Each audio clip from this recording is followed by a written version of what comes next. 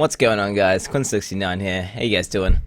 Today I'm going to kind of bring you guys a little bit of a kind of like an insight into what's going to be happening next season. I've been doing some spreadsheets recently, if you've been following any of my videos, and we kind of made a bit of a breakthrough. Like it's going to be a pretty big meta change to the game. It's going to be pretty game changing. So as you can see here by my skills, no more Wave of Light, and as you can see by my weapon, no more torch, boys. We are using a furnace now. And I've got some spreadsheets to show you why it's better. Like, it's just straight out better in pretty much every way. There's only a couple scenarios in which a torch could be better. But yeah, season 2, it looks like torch is going to be, it's still going to be really good, but it's going to be weaker. Like, so in the top, if you want to be really competitive, you know, if you want to push like the very highest grade rifts you can possibly push, then furnace setups are looking like it's going to be the way to go. We're going to go into a rift real quick and kind of show you. Well, you got to remember, I don't have Gundo gears on right now because this is still season 1. We're kind of just giving you like a little kind of short, like what this next setup is going to kind of look like. So you can see by my exploding palms, we're using the cold exploding palms. That is because we're going to be having we're going to have Gundo gears on, and Gundo gears, if you don't know what they are, they're a Season 2 bracer, special bracer, which actually spreads EP. It spreads EP entirely. So like, when one EP blows up, it'll spread it like AIDS through the whole pack. And you know, cold EPs go for 6.3k weapon damage. Times that by 5. It's an absurd amount of weapon damage, you know. And yeah, it's completely broken. And pretty much all you do is you run around putting out EPs up, do a LTK, watch everything explode. And this is pretty much what the gameplay is going to look like. I'm not going to do a whole rift because it's kind of pointless doing a whole rift, as it's not actually season 2, and I don't even have Gundo gears equipped. It's just because my gear is insane that everything's kind of blowing up. I mean, it's still going to work fine. Like, currently, this spec actually does more damage.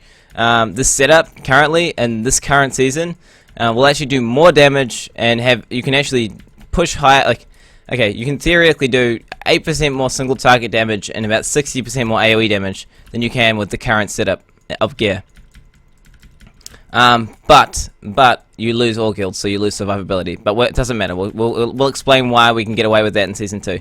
So anyway, I hope you guys enjoyed that little. I mean, it's not really gameplay. It's just kind of showing you how it kind of works. Just putting up EPs, doing LTKs, watching it kind of explode. That's pretty much how it works. That's pretty much how the build works. And now I'm going to show you why it's better, and how it kind of show you guys the numbers as to why it's better. So we're going to show you why lashing tail kick is better than Wave of Light, and why a furnace is better than a torch. So let's get into it, boys. Let's get into it. This is going to look funky here. Okay. So you guys should be able to see this, right? Okay, cool. So this is my spreadsheet I was doing the other day on multipliers. And anyway, I plugged some numbers into this thing. I plugged a few numbers into it. First numbers I was plugging in was, you know, Wave of Light. I was like saying, oh yeah, so that's how much each of my Wave of Lights go on average. You know, it's not a crit, it's not a crit, it's the average crit. So it's not, you know, it could go much higher than this, but this is on average what you're going to get. Then I was looking at EP Shock and Grasp, EP Impending Doom. So this is the cold explosion. And then I was looking at Lashing Tail Kick, Vulture Claw Kick. And I noticed these numbers were pretty damn close. I noticed these two numbers were pretty damn close. So then I started calculating, you know, torches compared to furnaces. And what you're seeing here, this is, see this number here? I can zoom it in for you guys. This is, so what I've done here is, so to get you an idea of what this number is. So what this number is here, guys, is, this is, so the amount of damage on average Wave of Light will go for, divided by the amount of spirit it costs. So this is the amount of damage it does per 1 spirit consumed. So you can see here, with no torch, it goes for 4.1 million. With a torch, it goes for 8.2 million. With a furnace, it goes for 4.9 million. Oh, actually, it goes for 5.5 million. It's the unmodified. This is an attack speed modifier. So this just increases the damage relatively by about 12% to kind of get you an idea of, because furnaces are slower. So they have higher weapon damage ranges, and I've been generous there. You can actually, I could ramp them up to like almost 15% if I wanted to, but on average it's around, the furnaces are going to be about 12. They're going to have about 12% more weapon damage range than a torch, because they're, you know, a torch is a 1.15 attack speed modifier, whereas a furnace is only a 1.0 modifier. But you don't worry about these numbers. These numbers are okay. So anyway, I was plugging some numbers in, and we're looking. Basically, I was comparing. Okay, standard. That's a torch. So 13. So if you're using a torch, it's going to do about 13 million damage. If you're using a furnace, it's going to do about 80 million damage. This is EP. This is exploding palm, shock, and grasp. That is a 55% damage difference. Okay, so you gain 55% damage on elites. This is. We're pretending that we're attacking elite. It's 55% better than a torch.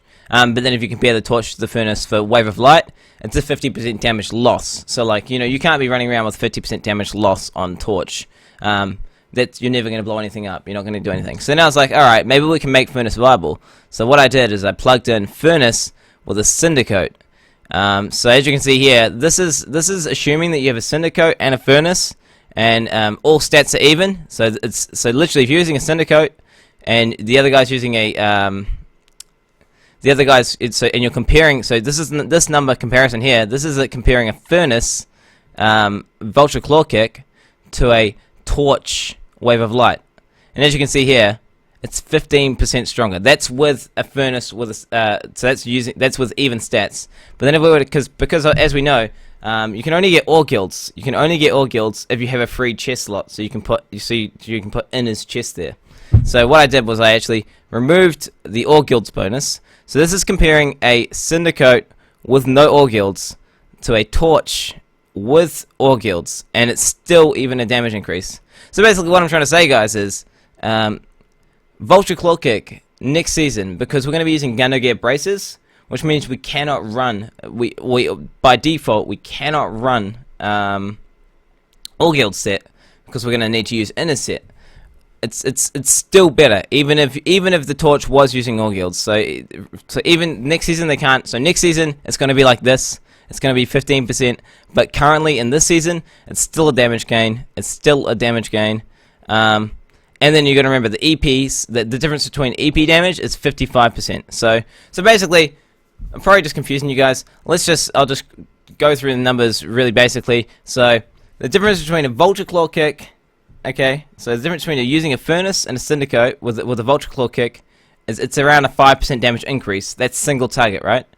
And then the difference between an exploding palm with a furnace versus an exploding palm with the torch, it's a 55% damage increase. So you're dealing 5% more single target damage. You're dealing 55% more AoE damage.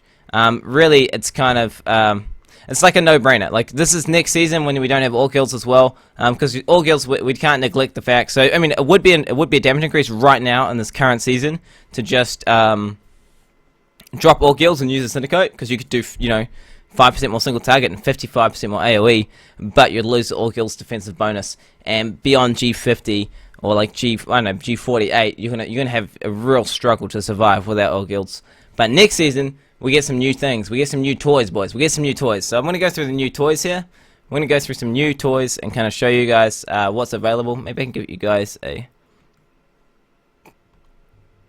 Is that closer? Is that kind of like a better... Well, it's not going to work. We'll just go back to the other one. Sweet guides, boys. Sweet guides. So anyway, we'll just quickly go through the skills. This is what I expect everyone's going to be using next season. Calling it, boys, calling it right now. But anyway, so the Vulture Claw Kick, if you guys don't know this is what I've been talking about the whole time. This is a fire lashing tail kick. This is going to be the thing that you're going to be popping all your exploding palms with. So that's going to be a main skill. Then you're using Air Ally. That's for Spirit Regen. We've also got, because you've got Crudus boots on, so you're getting double the effect. You're going to be using Dashing Strike, Blinding Speed, just for the dodge. Exploding Palm, Impending Doom.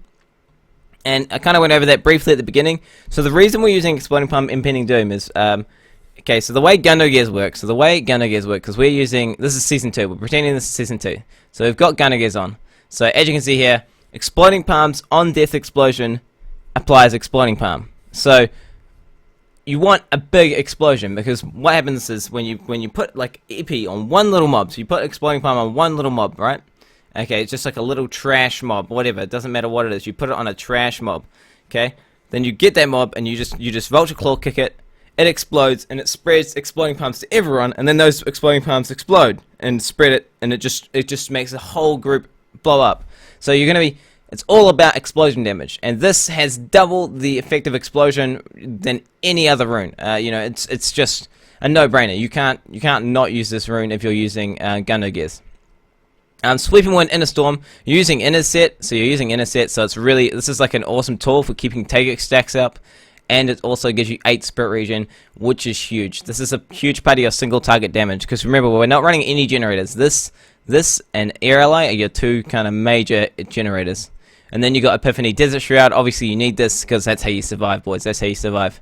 Passives, Beacon of Yita, 20% cooldown. This is probably the best passive in the game. I wouldn't trade this for anything. It's maybe a competition between this and Harmony. Harmony is the other amazing talent. So 40% of your single target resistances, increase your all resistance to elements.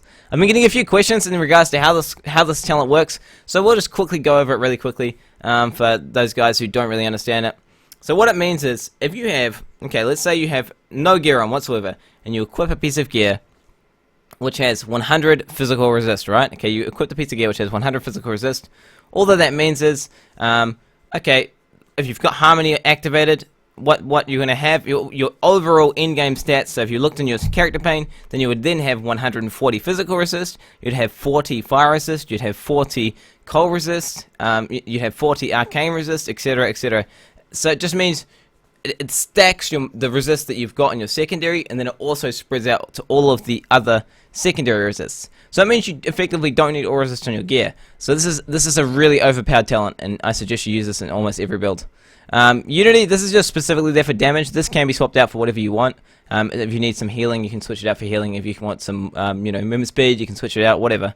This can be swapped out, it's not mandatory, but 20% damage is really nice. It means we're being more efficient with our spirit. And then we're using 6th Sense.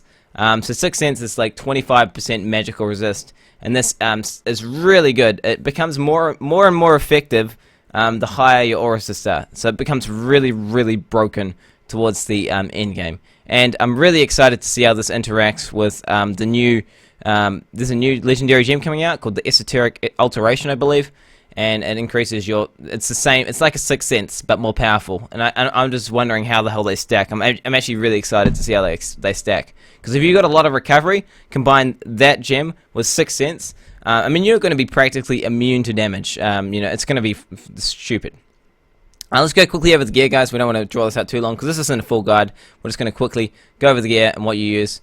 This is what I expect will be the best in slot gear, and there's no room for really swapping anything out.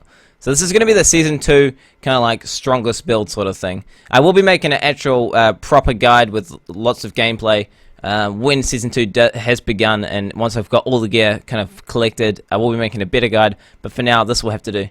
So for the head, you're going to use Inner's Helmet, you're going to use some Wuku Shoulders, some Wuku's Necklace, Syndicote. This is like what makes the whole build work. The thing you're going to be looking for on a Syndicote is the 30% RCR roll. So you're going to want the RCR roll before you want the fire damage roll. So like if you're prioritizing the 2 Syndicotes, prioritize the resource cost reduction roll first, because that is the most important roll. Okay, so the RCR roll on Syndicate. Gundo gear, this is what makes the whole, this is where the magic happens. I've already gone over this a few times. So yeah, you need this wrist. This is a Season 2 only wrist. This is a Season 2 design build for Season 2. Samwuku Paws, so that you can see that we've got 3 sets Samwuku here already, so 1, 2, 3, and then we've got Ring of Royal Grandeur on, obviously. Then you've got Inner's Belt and Inner's Pants, so that's Inner's 4 set, obviously. 1, 2, 3, 4 from the Ring of Royal Grandeur. Then you've got the Crudest Boots for your Air Ally, the Crudest Boots. And then you've just got the 2 pretty much just mandatory rings. So Ring of Royal, so you can get your Samwuku set. Unity, so you take 50% less damage. And then pretty much the rarest weapon in the game. You're going to want this, except Ancient, alright guys?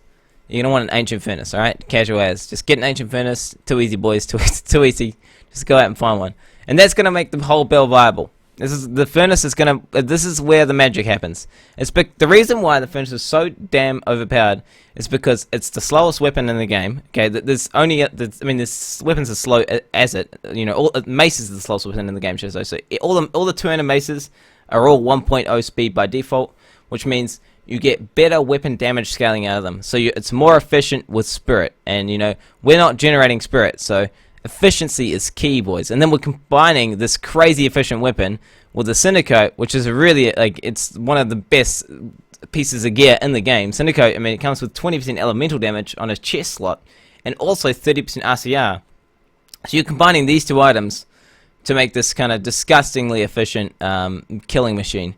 The 3 gems, these are the 3 gems I expect we'll be using. So Bane of the Trapped, you know, this is a multiplier, guys. So this multiplies your damage, like it's a true multiplier.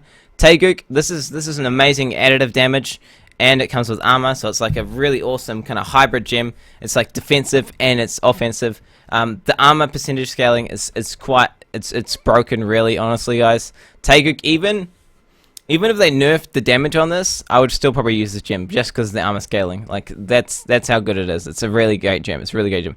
And now this is another Season 2 gem, I believe. I'm not too sure if they're going to release this on non-season at some point, but this is a gem that's not out currently, and it's coming out during Season 2, and it's called the Molten Wild Beasts Gizzard, mate, the Gizzard.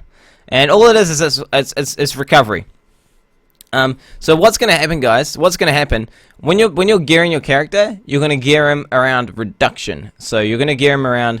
You're just going to get everything around armor, or resist. And what you're going to do is you're going to create this broken amount of recovery, because you're going to remember this goes up and up.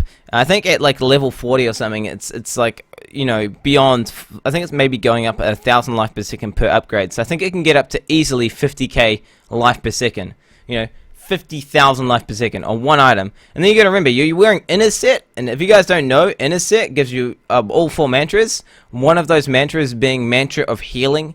So Mantra of Healing, the way that works is it gives you 10k life per second, and then it also dips into your life per second pool. So say, so with this right here, what it'll do, it'll go into dip into this, it'll get this gem, and it'll increase it by 30%. And that's how it works. It increases all your life per second by 30%. So this becomes 13k life per second instead of 10k life per second, sort of thing. And if you can min-max your gear to have more life per second rolls on it, and you can make your character into this unkillable god sort of thing.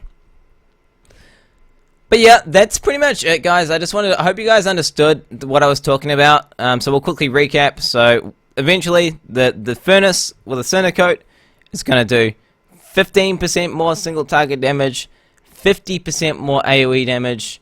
You know, there's no reason why that this would ever get beaten by a torch. But don't get me wrong, guys. There will be 2 setups you can run. There'll be 2 really strong setups. It's going to be the furnace setup with Syndicote, and then the second best setup, pretty competitive still. It's just, I mean, it's gonna be competitive, but not the best, and that'll be the torch setup. And obviously, I'll be releasing another guide for that as well. But this, in my eyes, is going to be, I mean, it spreadsheets out, nothing, like, even if you tone down the numbers to even, like, a really bad scenario, like, say you had, like, a crap furnace, it's still even, it's still, it's just ridiculous. Like, it's really, really hard to beat the damage that, you know, it's really hard to beat these numbers that I'm getting here. So, yeah. Brilliant, guys. Awesome. I hope you guys have a good one. I hope I didn't drag on for too long. I mean, this is not a proper guide. We're just kind of giving you a breakdown of what I expect to be happening. Call it, boys. Called it. You heard it here first, boys. You heard it here first. All right. Have a good one. Have a good one, boys. Have a good one.